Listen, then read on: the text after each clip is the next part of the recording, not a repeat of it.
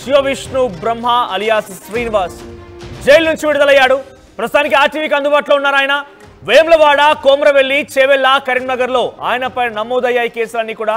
అయితే అన్ని కేసుల్లో కూడా ఇప్పుడు అఘోరి శ్రీనివాస్ కి బెయిల్ లభించింది. అఘోరి కోసం అటు కుటుంబ సభ్యులు కూడా కన్నీరు ముందుగా విలపించారు. పలుమార్లు ఆయన్ని కలిసేందుకు, ములాఖత్లో కలిసేందుకు జైలు వరకు వచ్చారు. సో కొంత లోపల కూడా పూజలు చేశాడు. ఆర్టీవీతో కూడా గతంలో మాట్లాడుకొచ్చే ప్రయత్నం చేశాడు. సో ప్రస్తుతానికి ఏదేమైనా అఘోరి శ్రీనివాస్ ఎటకెలకి విడుదలయ్యాడు, బయటకు వచ్చాడు. ప్రస్తుతం ఆర్టీవీకి అందుబాటులో ఉన్న ఆర్టీవీ లైవ్ లో లేడీ అఘోరిని 3 నెలల తర్వాత మళ్ళీ మీరు చూస్తూ ఉన్నారు. ఎస్ రైట్, మహేష్ అందుబాటులో ఉన్న మా ప్రతినిధి మహేష్ తో పాటుగా లేడీ అఘోరి అక్కడే ఉన్నారు. ఒకసారి మహేష్, లేడీ అఘోరికి ఇస్తారా? ఖచ్చితంగా. మనది ఇప్పటికే 117 రోజుల పాటు మే 23న అరెస్ట్ అయినటువంటి లేడీ అఘోరి ప్రస్తుతం ఈ ఒక జైలు నుంచి ఇప్పుడిప్పుడే బయటికి వచ్చిన పరిస్థితి ఉంది. దీనికి సంబంధించి లేడీ అఘోరితో ప్రస్తుతం మనం ఉన్నాం. లేడీ అఘోరిని అడిగి తెలుసుకుందాం. అమ్మ చెప్పండి, ఇన్ని రోజులకు బయటకు వచ్చారు, ఏం చెప్తారు? హరహర మహాదేవ్, ఓం నమః శివాయ, అఘోరి కాళీనమ, గురుదత్తనమ, సనాతన బంధువులకు, హిందూ బంధువులకు హరహర మహాదేవ్. మహేష్, నా వాయిస్ వినిపిస్తోందా? తనకి నా వాయిస్ వినిపిస్తోందా? మహేష్, నా వాయిస్ వినిపిస్తోందా? రైట్ మహేష్, నా వాయిస్ వినిపిస్తోందా?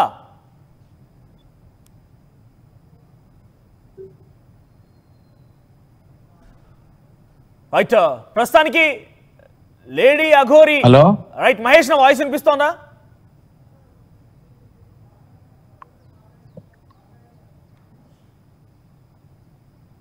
రైట్ మహేష్, నా వాయిస్ వినిపిస్తోందా? ఏం చెప్పనేమరా నువ్వు? రైట్, అన్ని కేసుల్లో బెయిల్ వచ్చింది. ప్రస్తుతానికి తను వెళ్తూ ఉన్నారు. మరి తన నివాసానికి వెళ్తారా, లేదు అని అంటే ఇంకెక్కడికైనా మఠానికి వెళ్తారా, మళ్ళీ నార్త్ ఇండియాకి వెళ్ళిపోతారా, లేదంటే గతంలో తనతో పాటుగా ఒక అమ్మాయి కూడా వెళ్ళింది, మరి ఆ అమ్మాయి కోసం మళ్ళీ వెళ్తారా? సో ప్రస్తుతానికి తన యాక్షన్ ప్లాన్ ఏంటి, అసలు నెక్స్ట్కి తను ఇంకా అఘోరిగా కంటిన్యూ అవుతారా, ఎలా ఉండబోతోంది ఏంటని కూడా మాట్లాడదాం. సో ప్రస్తుతానికి లేడీ అఘోరి మనతో అందుబాటులో ఉన్నారు. ఎస్ మహేష్, వినిపిస్తోంది నా వాయిస్? ఆఫ్ చేయమని, ఆయన ఆఫ్ చేయమని ఫస్ట్. రైట్ మహేష్, నా వాయిస్ వినిపిస్తోందా మీకు? ఓకే ఓకే రైట్, అఘోరితో మాట్లాడవచ్చు. అఘోరికి ఇవ్వండి ఒకసారి. ఓకే రైట్, ఎలా ఉన్నారు? 3 నెలల పాటుగా ఎలా జరిగింది? జైలు జీవితం గడిపారు. ఎలా అంటే మీ విడుదలై బయటికి వస్తున్న క్రమంలో ఎలా అనిపిస్తోంది మీకు? 117 రోజులు నేను జైల్లో గడిపాను. ఓకే, పర్లేదు, ఇది ఒక ఎక్స్పీరియన్స్ అంతే. ఓకే, ఒడిదుడుకులు అందరికి వస్తుంటాయి. నేను చిన్నప్పటి నుండి దీనికంటే ఇంకా చాలా చూసి వచ్చాను. ఇది నాకు పెద్ద విషయం కాదు. ఓకే. సో జనరల్గా మీరు అనుకున్నారు ఎప్పుడైనా నేను జైలుకి వెళ్ళాల్సి వస్తుంది, ఇంత పరిస్థితి ఎదురవ్వాల్సి వస్తుంది? సార్, మీరు జైలుకి వెళ్ళడానికి ప్రధాన కారణం ఏమనుకుంటున్నారు చెప్పండి? నేను అది అంతా మర్చిపోయినా. ఇప్పుడు ప్రజెంట్ ఏం చేస్తున్నాను అనేదే కావాలి నాకు. పాస్ట్ ఏమైపోయింది అనేది నాకు అవసరం లేదు. ఇంకా దాని గురించి ఆలోచించాను. ఆఫ్ కోర్స్ మీరు నెక్స్ట్ ఏం చేయబోతున్నారో అది మీ ప్లాన్ మీకు ఉండుంటది. బట్ నేను అంటుంది ఏంటంటే మీరు జైలుకి వెళ్తానని అనుకున్నారు ఎప్పుడైనా? మీరు శివయ్య అనుకోలేదు, బట్ ఇది ఒక ఎక్స్పీరియన్స్ చేశాను అంతే. ఓకే, ఎలా అనిపించింది ఆ ఎక్స్పీరియన్స్ మరి? పర్లేదు, బాగున్నది. శ్రీకృష్ణుని దగ్గర ఆయన జన్మస్థలం కదా, అక్కడికి వెళ్ళి వచ్చాను అంతే.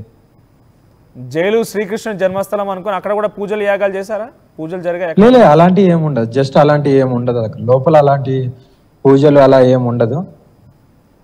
ఓకే, ఏమైనా మిస్ అయిన ఫీలింగ్ అనిపించిందా జైల్లో ఉన్నప్పుడు? నేను బయట ఉన్నప్పుడు ఇన్ని పోరాటాలు చేశాను, ఏదో రకంగా మాట్లాడాను, నేను ఏదో రకంగా వాయిస్ లేవనెత్తాను, ఇవన్నీ మిస్ అయ్యారా లోపల ఉన్నప్పుడు?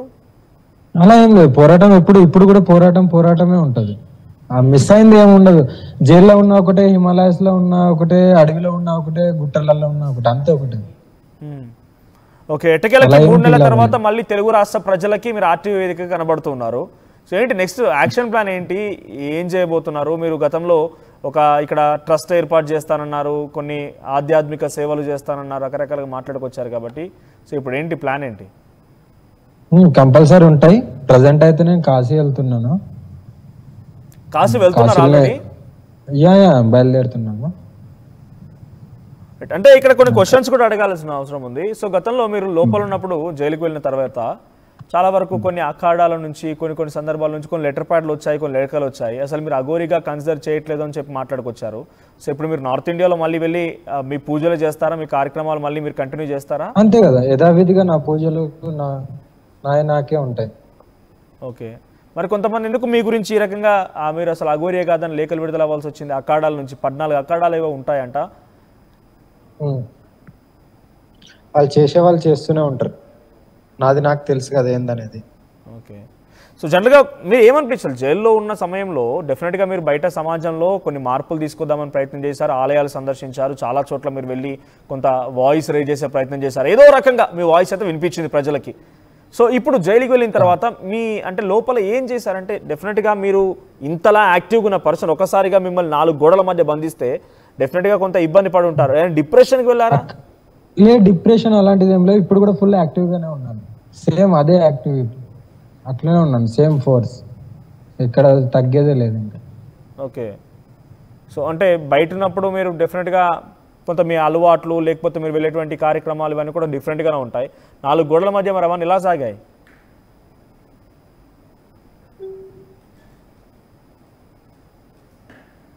రైట్, వినిపిస్తోందా?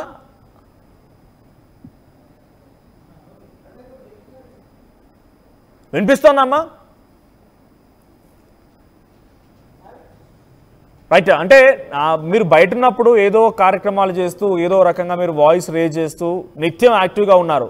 సో మీరు 4 గోడల మధ్య మిమ్మల్ని బంధించేసరికి 4 గోడల మధ్య మిమ్మల్ని బంధించేసరికి ఏమనిపించింది? బయట ఇంత యాక్టివ్గా ఉన్న మీరు ఏదో రకంగా కార్యక్రమాలు తీసుకొని రకరకాల కార్యక్రమాలతో ముందుకు వెళ్ళిన మీరు లోపలికి వెళ్ళగా 4 గోడల మధ్య బంధించారు కదా, ఇవన్నీ ఏమనిపించింది? ఇవన్నీ గుర్తొచ్చాయా? లేదు, ధ్యానం అయితే చేసుకుంటున్నాను, ధ్యానంలో లీలమై ఉన్నాను అంతే తప్ప నేను అక్కడ బయట ఏం ఫీల్ అయ్యాను.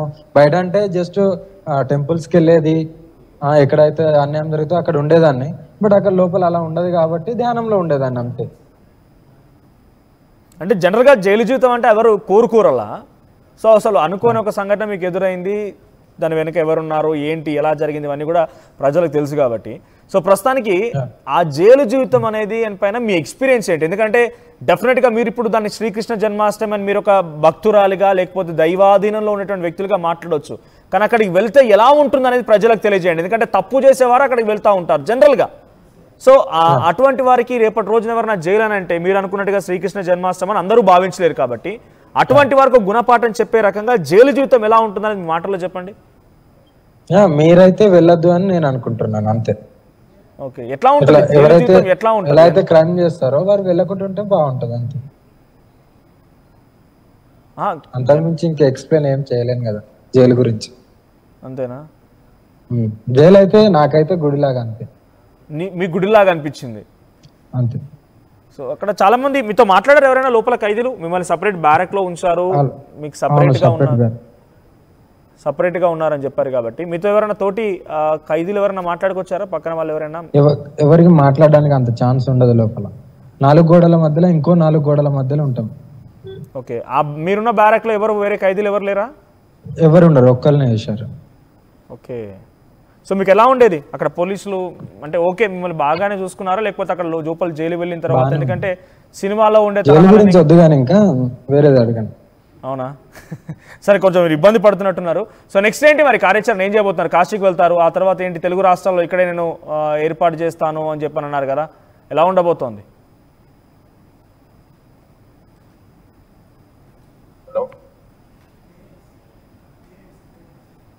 రైట్, కాశీకి వెళ్ళి కాశీ నుంచి తిరిగి వచ్చిన తర్వాత మీ కార్యాచరణ ఏంటి? తెలుగు రాష్ట్రాల్లో ఇక్కడే ఉంటాను, ఇక్కడే ట్రస్ట్ ఏర్పాటు చేస్తాను, దైవ కార్యాలు చేస్తానని చెప్పారు కదా, ఎలా ఉంటుంది?